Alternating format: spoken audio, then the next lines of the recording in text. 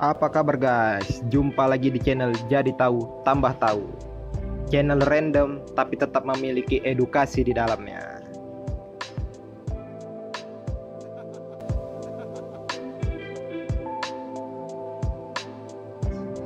Hari ini channel Jadi Tahu Tambah Tahu ingin membahas tentang cerita sedih di balik lomba 17 Agustus, yang dimana hal ini sangat berkaitan erat dengan masa penjajahan dahulu.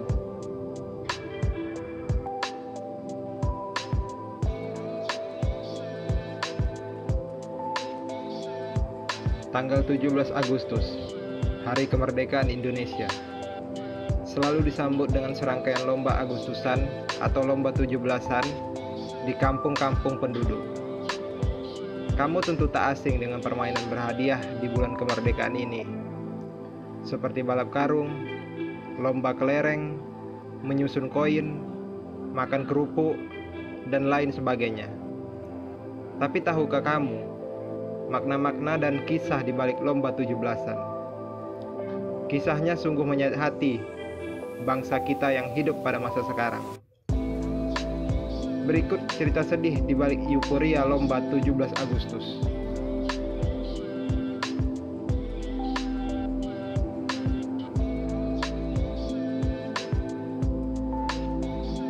Yang pertama adalah lomba tarik tambang.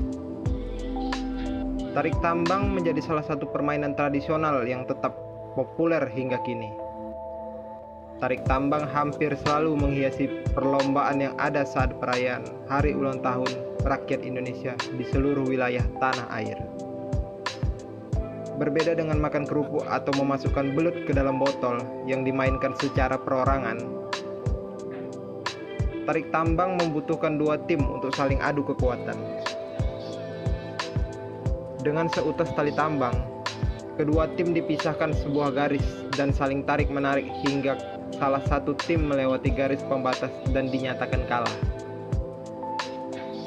Tarik tambang menjadi olahraga tradisional yang erat kaitannya dengan sejarah.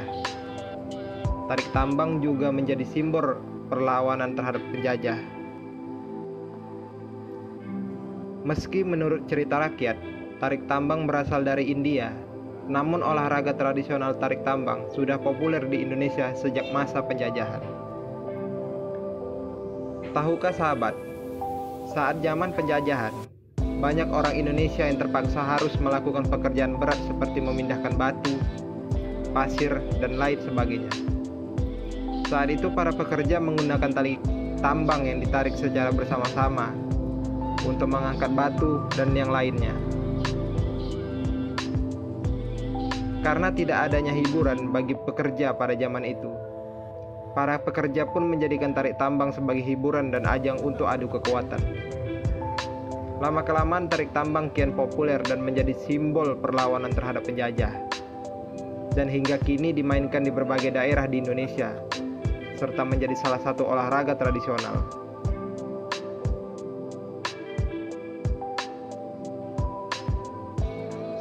Selanjutnya, lomba makan kerupuk. Lomba makan kerupuk yang diadakan setiap hari kemerdekaan rakyat Indonesia menjadi momen paling menarik bagi masyarakat. Ya, aktivitas ini dilakukan dalam rangka memeriahkan Hari Kemerdekaan Rakyat Indonesia yang jatuh pada 17 Agustus. Di antara sekian banyak lomba yang populer dan dikenal oleh masyarakat, salah satu yang dianggap paling meriah adalah lomba makan kerupuk. Tentu sebagian besar dari kita telah mengetahui mengenai peraturan dan tata cara lomba tersebut. Namun tahukah kamu, lomba makan kerupuk memiliki sejarah yang bernuansa kisah sedih.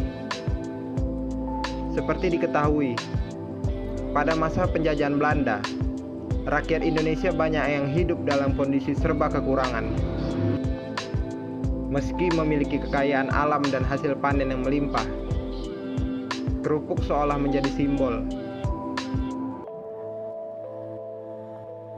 bahwa pada masa penjajahan tersebut, bahan pangan sangat susah untuk didapat masyarakat Indonesia. Lomba makan kerupuk diadakan untuk memperingati tentang perjuangan warga Indonesia saat masa penjajahan. Saat itu kerupuk menjadi salah satu makanan yang menjadi menu utama bagi warga Indonesia. Pada masa penjajahan, untuk mendapatkan makanan enak sangat sulit. Oleh karena itu warga Indonesia hanya mampu untuk makan seadanya, berupa nasi dan kerupuk.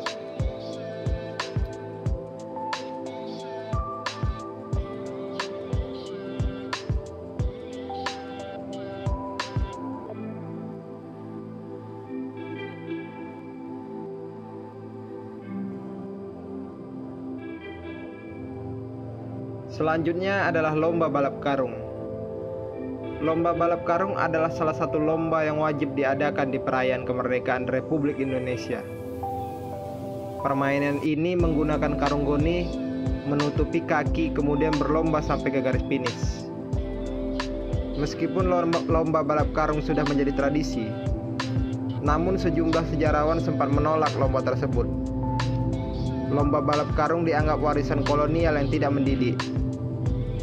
Selain itu, menurut sejarawan, lomba balap karung mengingatkan pada masa kelam masyarakat di zaman penjajahan. Karung goni merupakan bahan pakaian yang digunakan orang-orang pribumi pada masa penjajahan, karena sulitnya zaman dulu untuk mendapatkan pakaian yang layak.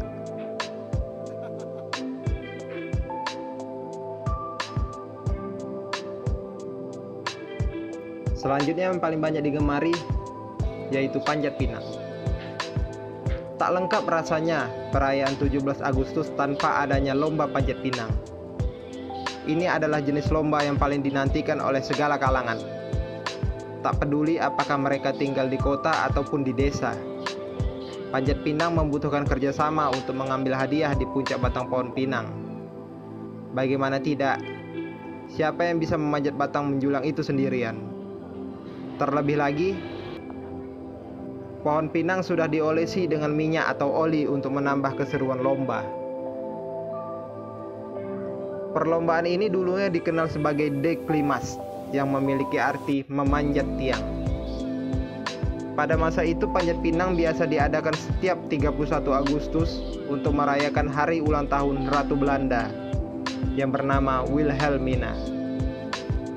Tidak hanya itu, masyarakat berlakat Belanda juga mengadakan lomba ini saat mereka memiliki acara penting seperti pernikahan, hajatan, dan momen penting lainnya. Pada masa penjajahan dulu, para penjajah memasang batang pohon pinang yang telah dilumuri minyak atau oli di sebuah tanah lapang.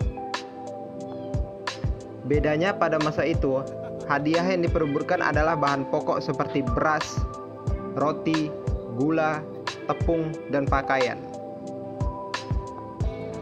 Barang tersebut adalah sebuah kemewahan bagi masyarakat Indonesia yang saat itu hidup serba kekurangan.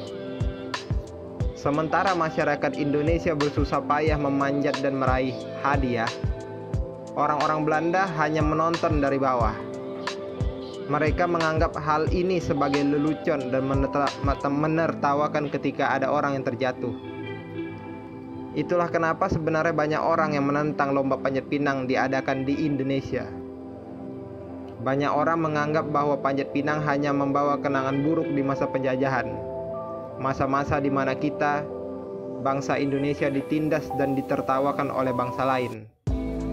Ada juga yang menilai bahwa panjat pinang sebenarnya mengukuhkan strata sosial yang ada di masyarakat.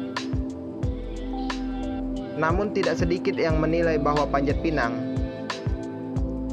diadakan untuk meneladani perjuangan bangsa Indonesia melawan penjajah. Selain itu, ada beberapa nilai yang bisa diambil, yaitu kerja keras, kerjasama, semangat, dan pantang menyerah untuk meraih sesuatu. Itulah tadi beberapa kisah sedih dari lomba 17 Agustus. Semoga informasi ini dapat membuat saya dan para sahabat yang menonton menjadi lebih menghormati lagi para pahlawan yang telah gugur pada masa penjajahan. Jangan lupa di sub, like, komen, dan share channel ini. sehingga kalian selalu mendapat informasi terbaru dari channel ini. Ingat, jadi tahu tambah tahu. Terima kasih.